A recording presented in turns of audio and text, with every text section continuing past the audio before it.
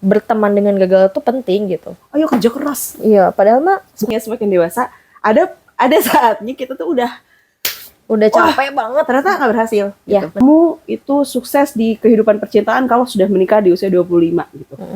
Halo Sobat Litera. Hari ini kita beda ya setupnya karena this is our first YouTube video. Kita mau bahas satu buku rekomendasi dari kita buat teman-teman. Kamu mau jelasin nggak sama teman-teman buku apa nih? Mungkin ini jadi rekomendasi bulan Februari kali ya. Sekalian kita memperkenalkan YouTube kita dari literasi. Oke, jadi buku ini tuh adalah salah satu buku yang buat aku pribadi ya, adalah buku yang pengen banget aku rekomendasiin buat teman-teman yang memasuki early 20s, mungkin teman-teman yang baru 20, 21 sampai ya 23-an ya, 22, 23 ya mungkin. Aku ngerasa buku ini tuh bener-bener life changing dan jadi salah satu buku yang selalu aku jawab sebagai rekomendasi aku kalau orang-orang nanya buku self improvement apa yang worth to read di usia early 20s. Jadi bukunya adalah buku ini. Bukunya You Do You. Ya. Jadi ada dua jenis. Wafa bacanya yang fisik, aku baca yang digital di Gramedia Digital. Jadi ini bukunya Alexandro Ruby. Judulnya You Do You, bukunya covernya abu-abu kayak gini. Kalau yang Wafa sama sih. Jadi sebenarnya kenapa aku suka banget sama buku ini gitu ya? Karena buku ini tuh ngasih tahu aku atau ngasih insight lah ya buat aku gitu. Bahwa di usia yang mungkin sebelum 20 gitu ya, di 18, 19 tuh kita masih asik banget berteman sama orang, asik banget membangun community dengan orang lain gitu. Misalnya di kelas atau di sekolah gitu. Mungkin ada beberapa juga yang kuliah di usia kayak gitu. Di usia segitu dan pasti jatuhnya tuh kita belum terlalu kenal sama diri kita gitu dan jadinya tuh mungkin lowering self esteem dan lain-lain gitu ya. Jadi kayak kita ngerasa nggak pede sama sesuatu, kita ngerasa kayak aduh bingung mau melangkah kemana nih gitu, kayak galau aja bawaannya. Dan buku ini tuh bener-bener ngasih insight bahkan di halaman pertama, di chapter pertamanya gitu, dengan judul namanya tuh sebenarnya paham diri sama dan percaya diri gitu. Karena menurutku dengan paham sama diri sendiri gitu ya, kita tuh jadi lebih tahu nilai kita kayak gimana, plus minus kita kayak gimana, dan itu tuh bakal ngeboost percaya diri kita gitu. Jadi kita lebih pede untuk ngelakuin sesuatu, misalnya mau bikin sesuatu, kita jadi lebih pede karena kita udah tahu plus sama minusnya apa dan kita punyanya apa sih gitu untuk ngedukung itu. Itu kalau aku, Waf. Oke.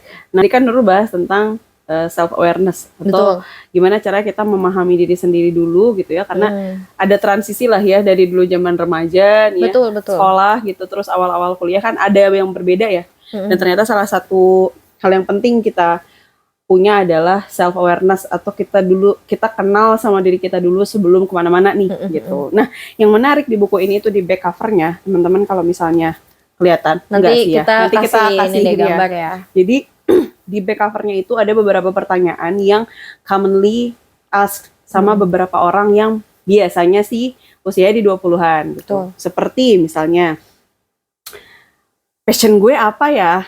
Terus, apakah kalau misalnya kita ngikutin passion ini akan menghasilkan uang gitu? Atau pertanyaan-pertanyaan, apakah sebenarnya jalan yang kita pilih sekarang itu udah jalan yang terbaik? Ya, betul. Kayak gitulah. Dan mungkin Nurul juga ya merasakan pertanyaan-pertanyaan itu sering sekali muncul di benak kita.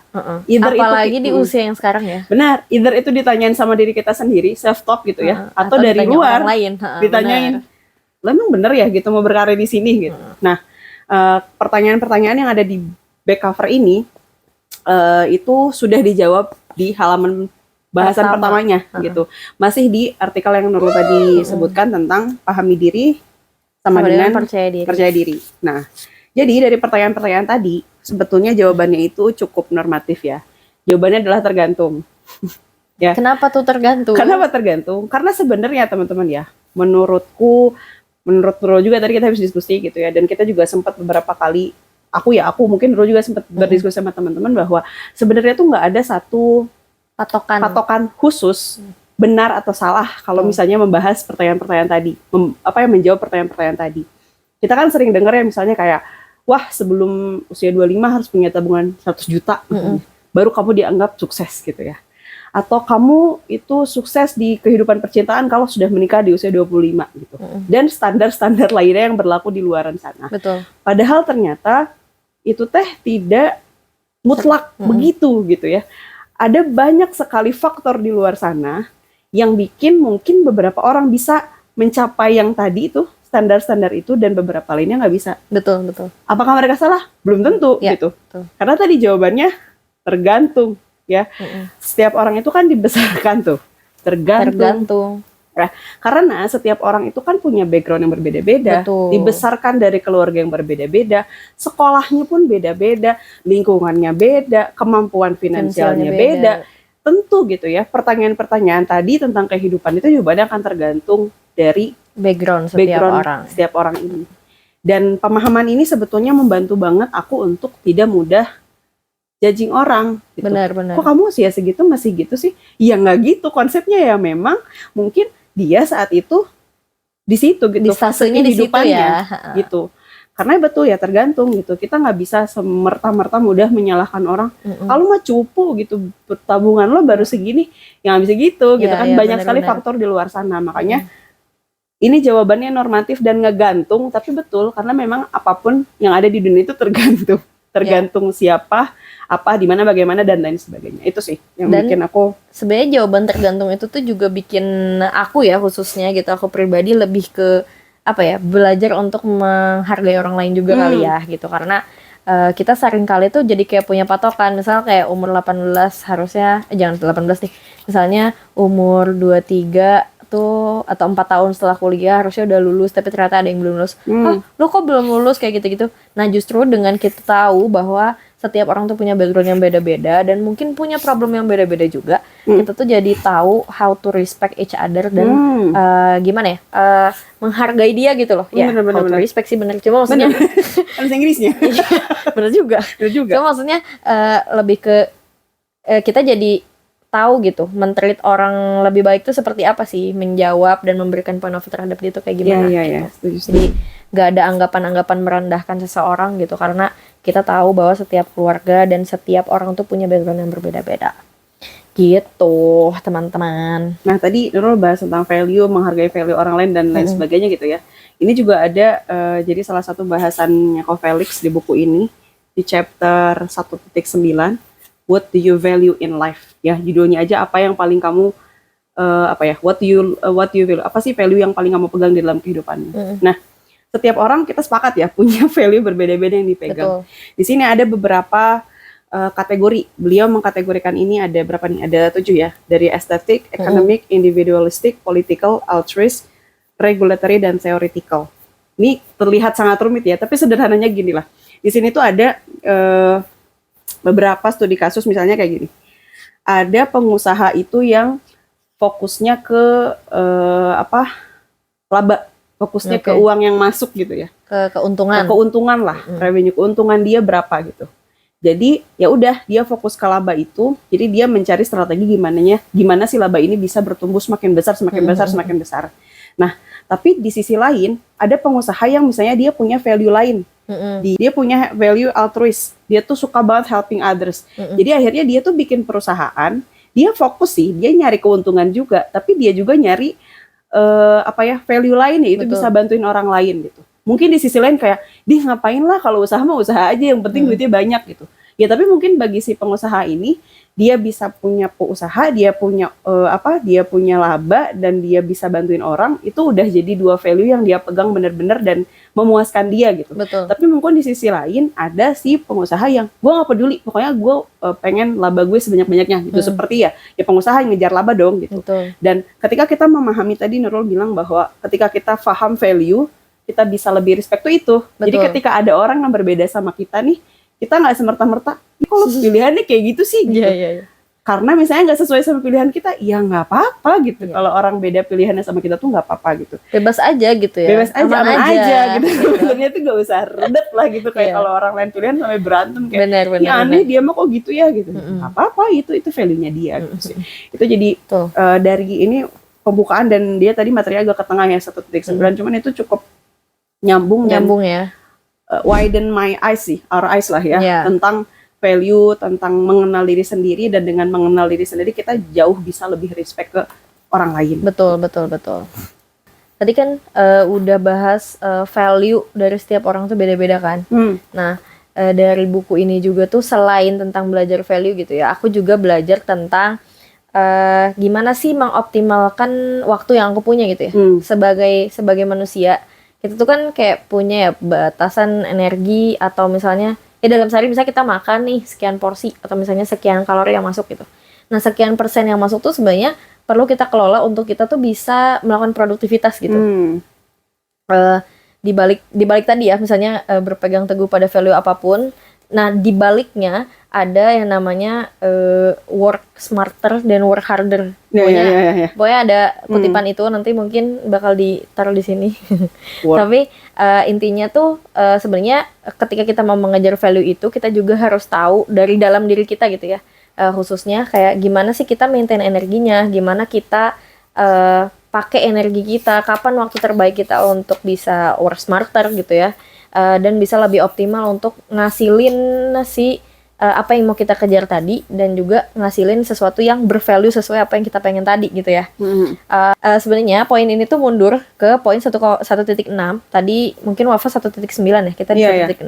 Judulnya tuh When Does Your Mind Work Best gitu. Jadi di sini tuh ada gambarnya work smarter dan work smarter not harder gitu. Walaupun orang suka bilang ya, ayo kerja keras. Iya, padahal mah bukan kerja aja. Keras, kerja cerdas. Kerja cerdas gitu ya. Nah, jadi ada beberapa kutipan gitu. Intinya di sini tuh ngebahas bahwa kita tuh punya jam biologis gitu untuk kita tuh bisa ngelakuin sesuatu gitu, ngelakuin aktivitas keseharian kita. Nah, dan juga di sini ada kutipan bahwa otak kita itu pakai kurang lebih lah 25% dari asupan kalori per hari kita tuh untuk berpikir dan mengatur badan kita supaya berfungsi dengan baik gitu. Makan butuh ya, Kak? Betul. Makan di pondasian, jangan lupa di sanguan. Jadi cakep. Nah, jadi itu ada nanti ada beberapa type gitu sih sebenarnya.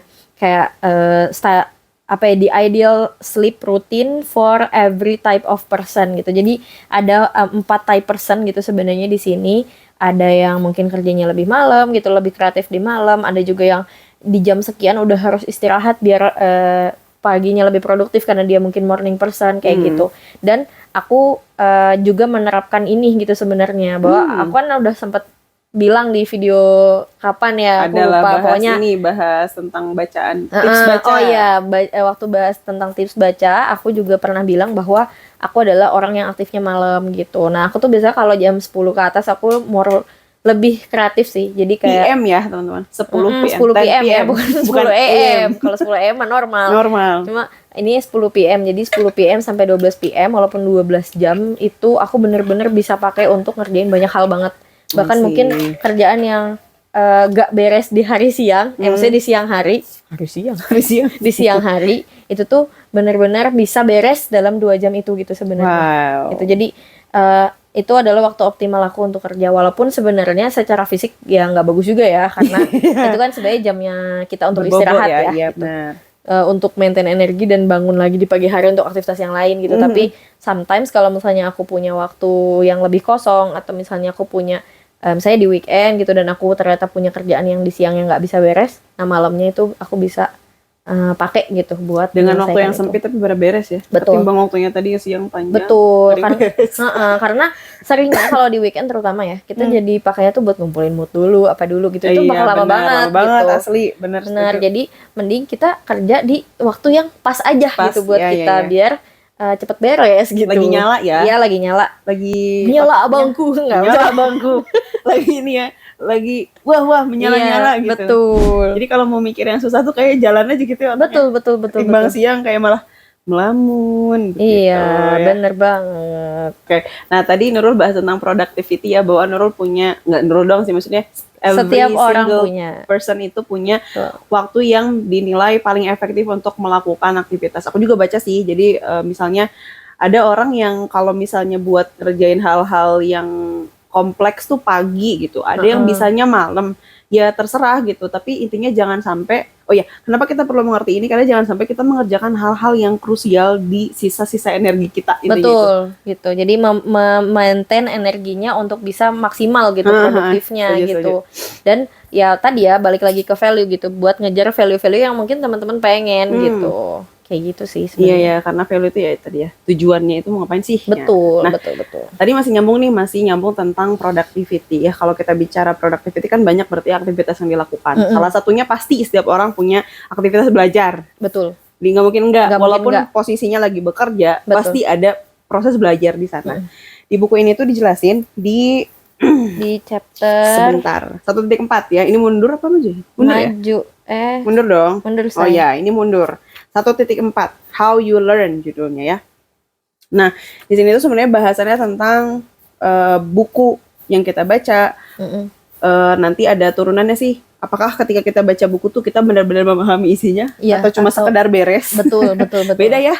Kita baca sama memahami isinya. Sama kayak listen.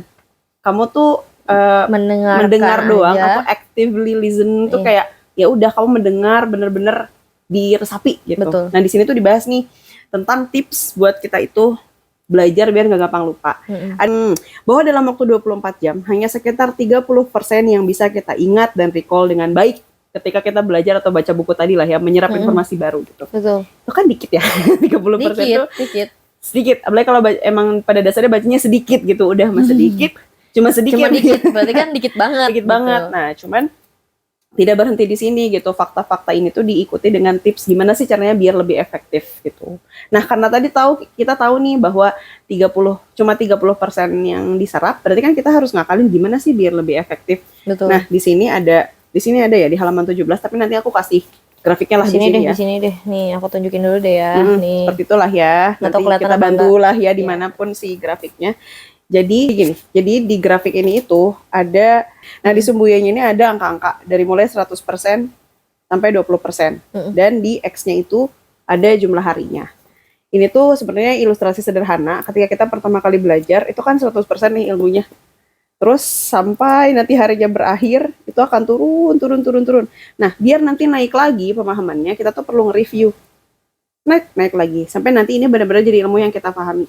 Kayak gitu. Jadi, intinya teman-teman ketika kita belajar, kita tuh jujur aja emang nggak bisa sekali sih. Jadi ya, harus ketika berulang ya kan, sih. harus diulang gitu. Jadi ketika kita belajar tuh usahakan nge-reviewnya tuh jangan terlalu lama gitu. Betul. Jadi kalau kamu misalnya kita belajar, kita habis baca buku terus kita menemukan satu insight yang menarik tuh, better sebelum hari itu beres tuh ulang lagi deh gitu. Mau kamu baca ulang atau kamu tulis atau bagaimana supaya kita lebih ingat. Karena kalau nggak kayak gitu lupa. Aku kayak gitu sih. Kalau nggak dipelajari lagi atau nggak aku catat, aku lupa biasanya. Aku nggak nyatet, tapi kalau mempelajari lagi kadang. Ya nggak apa-apa sih, kan punya kesibukan masing-masing. Iya, benar. Kayak gitu. Nah, tadi ya tips ini tuh aku lakukan sejak kuliah tanpa sadar sih awalnya, tapi setelah tahu teorinya, oh bener ya, ternyata ketika aku misalnya belajar pagi-pagi, itu sebelum aku tidur, aku misalnya minimal baca-baca doang. Nggak aku pelajarin lagi ya, soalnya nggak aku latihan lagi, cuman aku, oh tadi aku belajarin. Aku sambil ngebayangin, aku anak visual, jadi aku sambil ngebayangin, oh tadi dosennya gini. Oh, Nah itu I see. help me a lot ketika aku mau ujian. Jadi aku nggak ngahaheo istilahnya, nggak SKS.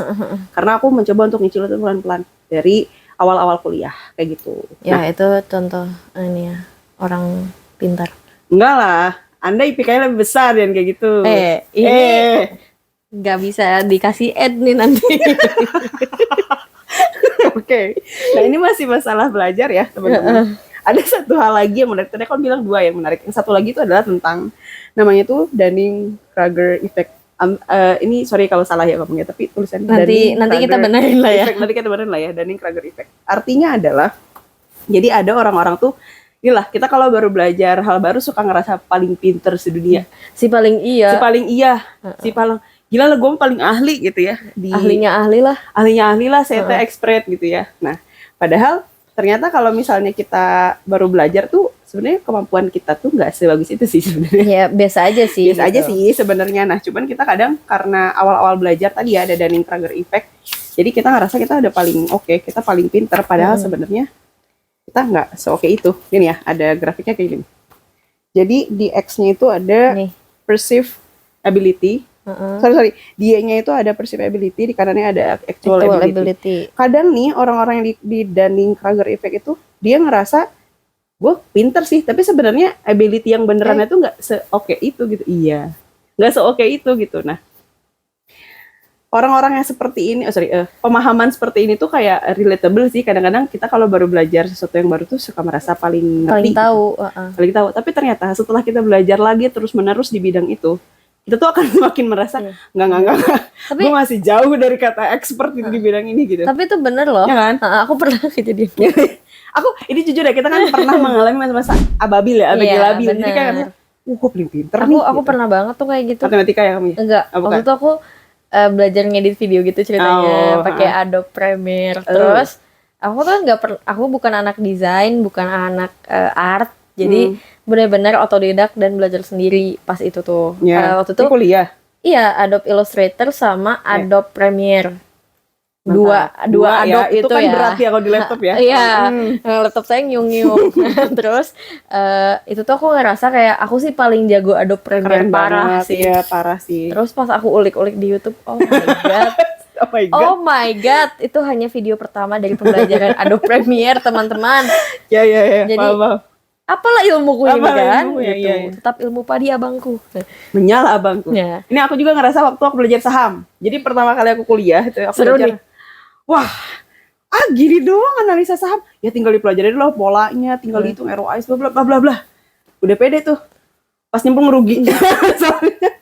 Soalnya ternyata banyak sekali faktor di luar sana yang nggak kita bisa Iya, expect. Apalagi kalau benar. main saham ya ada masalah ekonomi dan Iya, lain-lain benar. gitu, dan ada problem-problem yang problem dihadapi lain, gitu. terus fenomena-fenomena alam itu tuh ngaruh ya, dan aku Iya, saat itu benar, merasa benar, terlalu pede kayak halah udahlah 1 semester cukup lah, aku banyak deh seminar ikutan analisa saham, rugi sih Kak, tapi ujungnya gitu Ya nggak apa-apa kan, Nggak jadi apa-apa, area belajar. ya pembelajaran. ya cuman kan. di situ jadi ngerasa kayak iya ya berarti memang ilmunya belum mantap gitu. Cuman justru dari ngerasa kurang itu tadi kita jadi kayak pengen belajar lagi Betul, gitu.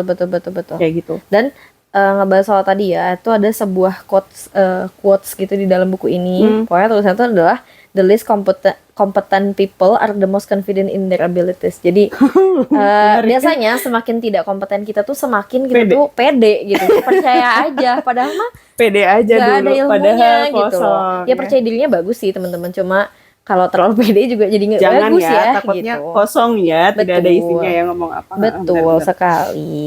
Oke, tadi kan ngebahas tentang learning ya, yang kita tuh suka ngerasa paling tahu. Itu namanya honeymoon effect ya. Iya, honeymoon effect guys, honeymoon effect. Honeymoon effect. Jadi kita kadang baru belajar dikit kita udah ngerasa kayak yang paling tahu. Keren banget, Terus gitu. giliran dikasih tahu atau giliran gagal kita tuh suka nggak bisa nerima gitu loh. Suka Iya. kayak Enggak, aku ngerti, aku bisa.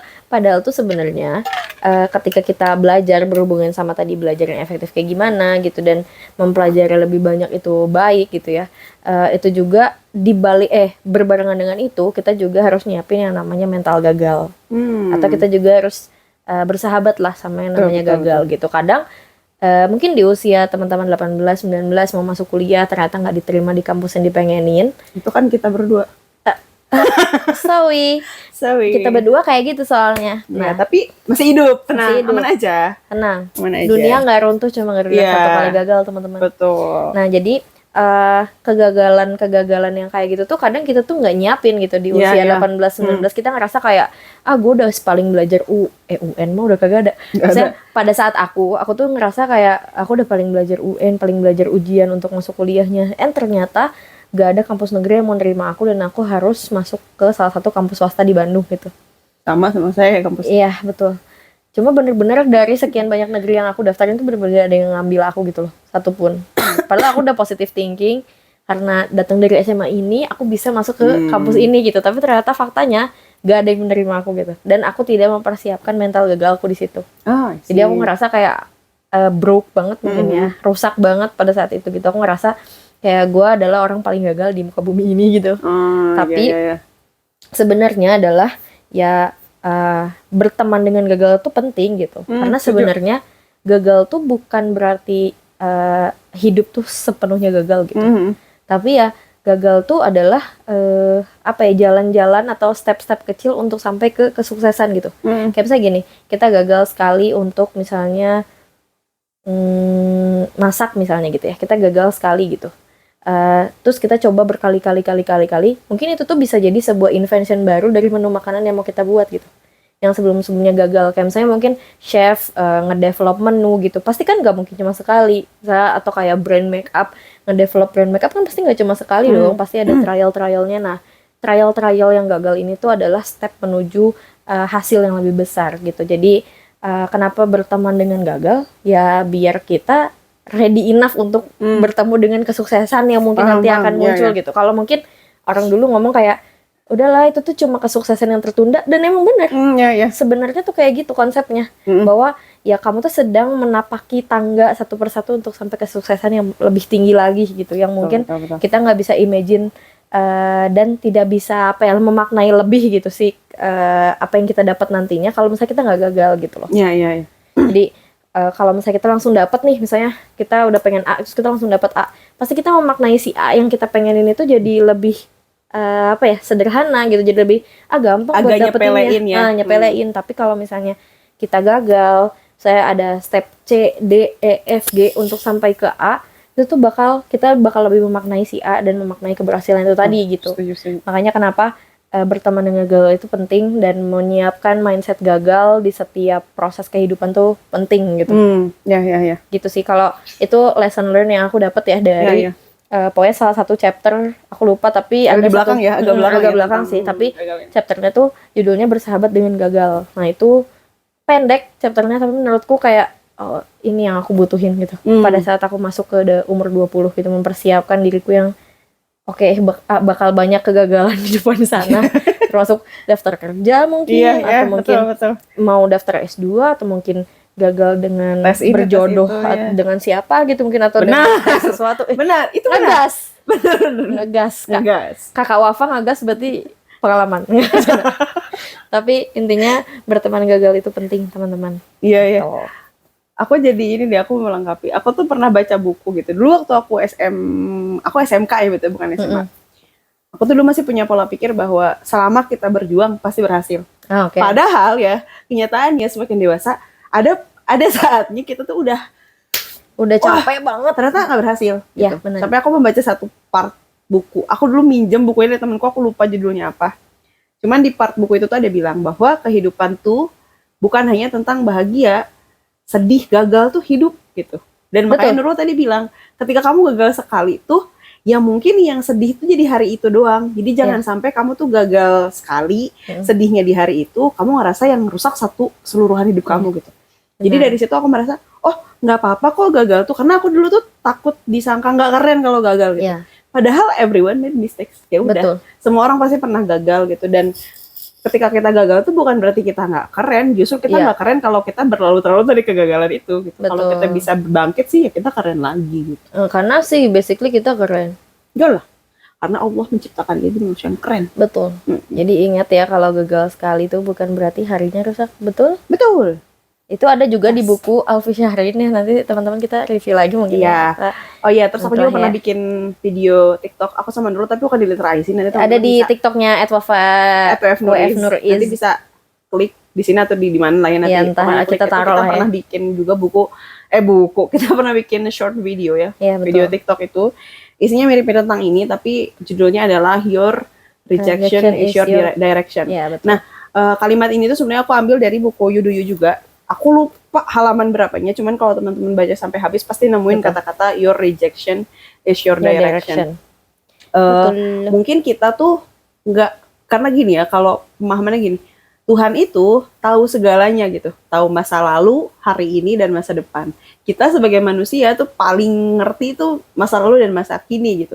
Itu pun cuma hidup kita nggak tahu hidup lawan-lawan kita tuh seperti apa. Nah, ketika kita dikasih rejection dari ada halaman berapa tuh? Ya, halaman 112 itu lagi ngebahas tentang sebuah case gitu. Nanti teman-teman mungkin kalau pengen tahu dive deeper, maksudnya memperdalam ini, silahkan baca aja bukunya. Ini worth it banget untuk dibaca. Nah, sampai mana tadi ya?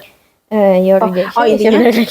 Intinya ketika mungkin kita mendapatkan sebuah penolakan, itu tuh cara baiknya Tuhan, cara baiknya Allah untuk mengarahkan kita menuju kehidupan yang lebih baik. Betul. Walaupun ya aku selalu bilang nggak mudah dan pasti ada rasa sakitnya. Betul, betul, betul. Tapi percayalah, seiring berjalannya waktu, kita akan paham dan mengerti kenapa kita harus ditolak saat itu. Kenapa kita harus mendapatkan rejection Betul. saat itu gitu ya. Kakak Wafa semangat banget ya. Banyak hal kan Oh, bener, maksudnya. termasuk di pekerjaan loh teman-teman. Iya, waktu di banyak pekerjaan. Kita kan gak sekali 2 kali kena tolak Kak ya gitu. Iya, bener-bener. Tapi ya itu intinya benar ya, jangan sampai tadi penolakan-penolakan itu tuh bikin kita jadi ngerasa tidak berguna lah ya. Betul, betul. Enggak kok, enggak gitu Nggak kok, gitu, konsepnya nggak enggak gitu. gitu ya. Betul. Gitu. Itu sih ya mungkin bahasan you dari kita. Mungkin tidak semuanya karena kalau Nah, semuanya bener. baca sendiri aja ya. Kayaknya tadi kita cuma bahas sampai kayak mungkin chapter 2 atau chapter 3 gitu Iya, ya. dan Tapi ada kayak beberapa kali sepotong-sepotong banget. kita ngambil beberapa di akhir gitu, beberapa bahasan. Tapi tentu kita sengaja ya nggak bahas semuanya supaya teman-teman mau baca buku ini secara full. Dan tadi walaupun kita ngacak bahasannya nggak berurutan dari chapter 1, 2 kayak gitu sengaja, karena Ko Felixnya itu di buku ini juga bilang kalau lo mau baca dari mana chapter aja. 4 juga terserah, baca aja dari yang paling kamu butuhkan. Dan karena kita butuhnya ngacak, jadi kita bahasnya juga ngacak. Iya, benar. Gitu. Gitu sih paling apa ya sebenarnya dari topik-topik atau dari poin-poin yang kita bahas tuh sebenarnya ujung-ujungnya kita merasakan sendiri setelah kita baca dan merasakan setelah masuk di usia 20-an ya, terutama di early 20s karena kita masih early 20s. Jadi jadi kita masih 23, round 23. Jadi nggak usah diingat. Ini kita masih di round 23. Jadi buku ini masih relate banget sama kita dan jadi reminder yang oke banget kalau misalnya kita lagi ngerasa down, lagi ngerasa nggak kenal diri sendiri, lagi ngerasa kayak aduh gue bingung dengan apa yang harus gue lakukan berikutnya. This book definitely will guide you sih, mungkin ya gitu dari perspektif aku dan Wafa yang juga baca buku ini gitu, dan hopefully teman-teman bisa mendapatkan juga insight yang sama atau mungkin insight yang jauh lebih banyak. Bisa kindly sharing mungkin ya di kolom komen atau mungkin langsung ke Instagram kita di literacy_id ya. Nah kita juga open kalau misalnya teman-teman pengen discuss by DM atau mungkin bisa approach masing-masing dari kita untuk bisa ngebahas lebih jauh gitu sih. Instagramnya ada di sini dan di sini. Ya, nanti di atas kepala kita masing-masing. Betul. Intinya bisa banget nge-hatch kita, bisa banget sharing-sharing sama kita ya. Karena terutama tentang buku ini karena kita juga mungkin kita akan menjadi sesama reader dari Yuduyu ya gitu. Gitu sih sebenarnya karyanya Ko Robi sejauh ini aku rekom sih buat baca. Aku juga rekom. Ini tuh daging lah. Beliau ini beberapa kali mencantumkan insight-insight dari buku yang mungkin teman-teman perlu afford dengan harga yang cukup mahal. Tapi beliau beberapa kali bahas di sini dan menurutku ini cukup lumayan lah kalau baru awal-awal teman-teman ngerasa broken gitu ya atau ngerasa kehilangan arah, bisa baca buku ini dulu untuk refine kehidupan kalian mau bagaimana kan gitu sih bukunya ringan dan teman-teman aku yakin bisa baca dan absorb ilmunya pelan-pelan. Mungkin itu aja kali ya. Oke, terima kasih teman-teman ya, sampai berjumpa di next segmen berikutnya. Ya, dadah.